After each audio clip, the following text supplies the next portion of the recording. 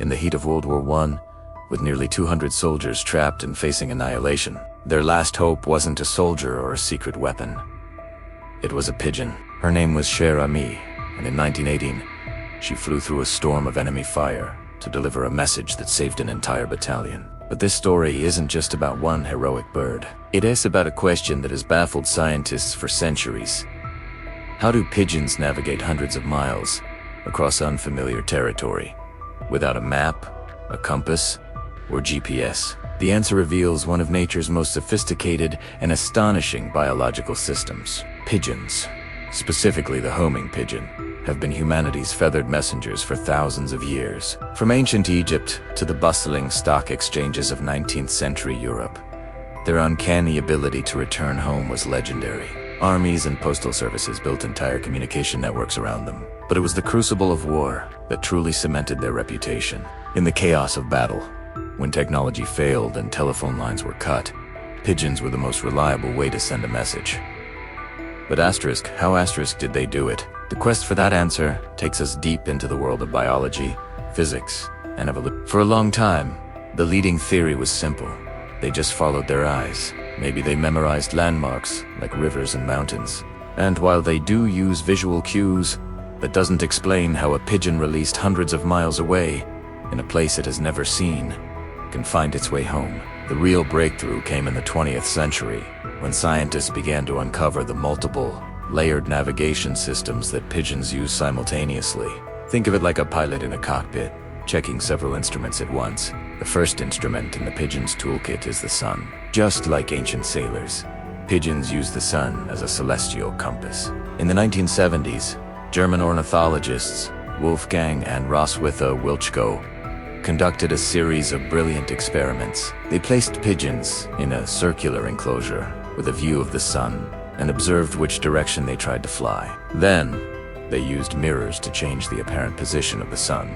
The pigeons immediately changed their orientation, proving they were using the sun to get their bearings. But what's truly remarkable is that they also have an internal clock. They know what time of day it is, so they can compensate for the sun's movement across the sky. If it's morning, they know the sun is in the east. If it's afternoon, it's in the west. This allows them to maintain a consistent direction of flight over incredible distances. But what happens on a cloudy day? This is where the pigeon's second, and perhaps most mind-boggling, ability comes into play. Pigeons can sense the Earth's magnetic field. For decades, this idea seemed like science fiction. But in the 1980s and 90s, researchers like Dr. Richard Abel confirmed it. They discovered that pigeons have tiny particles of a magnetic mineral called magnetite in their upper beaks. These particles are connected to the nervous system, essentially creating a built-in compass. This magnetic sense gives them an invisible map of the world, with lines of magnetic force guiding them north and south. Even in total overcast conditions, or over the open ocean where there are no landmarks, this magnetic map keeps them on course. It's their biological GPS, an internal guidance system that we humans can only replicate with advanced technology. So, they have a sun compass and a magnetic map. But that's not all. The third tool is their incredible sense of smell. Yes, you heard that right, pigeons use their noses to navigate. This idea was pioneered by Italian scientist Dr. Giorgio Walraff. He proposed that pigeons create olfactory maps.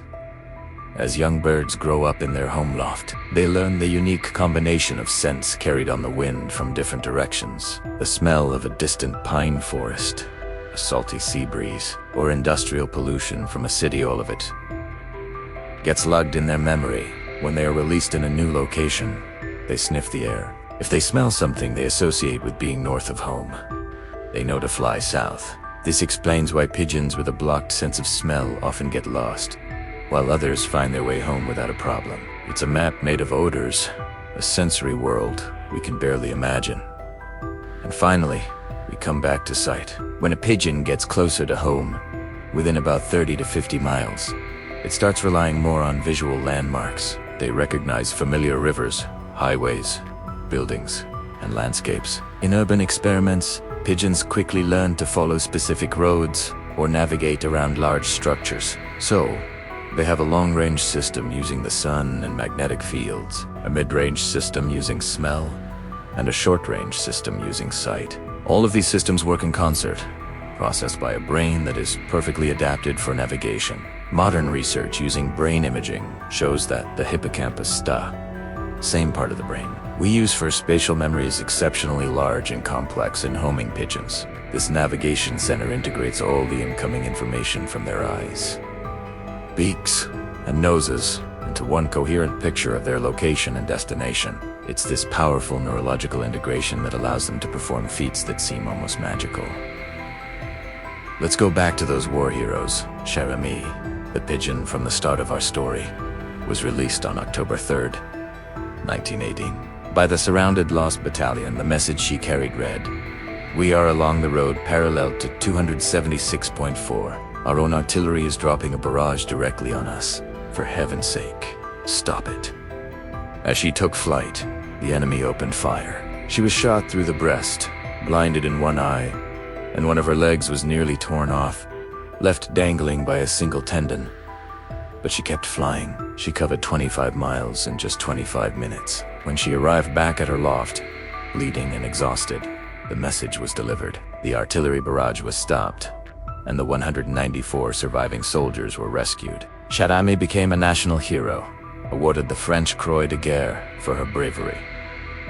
And she wasn't the only one. In 1943, during the Allied campaign in Italy, a British air raid was scheduled to bomb the village of Colvi Vecchia, which had just been captured by American troops. Communication lines were down, and there was no way to call off the attack. A pigeon named G.I. Joe was released as a last resort. He flew 20 miles in just 20 minutes, arriving at the airbase just as the bombers were preparing to take off. He saved the lives of over 100 Allied soldiers and the civilians in the village. G.I. Joe's flight was so important that he was awarded the Dickin Medal, the highest honor for animal bravery. These stories aren't just historical anecdotes, they are irrefutable. Real-world proof of the pigeon's extraordinary homing ability under the most extreme pressure imaginable. So, the next time you see a pigeon in a city square, don't just dismiss it as a common bird. Remember that you are looking at a master navigator, a living marvel of biological engineering. Inside that small head is a sophisticated guidance system that combines a sun compass, a magnetic map, an olfactory chart, and a visual database. They are a testament to the power of evil. A reminder that nature often creates solutions far more elegant and resilient than our own technology. From saving soldiers on the battlefield to carrying messages across continents, the humbled pigeon has proven time and again that it is anything but ordinary. It is a living GPS, a symbol of endurance, and one of nature's greatest navigational wonders. Thanks so much for watching. If you found this journey into the world of pigeon navigation as fascinating as I did, make sure to hit that subscribe button and ring the bell so you don't miss our next exploration into the amazing natural world. See you next time.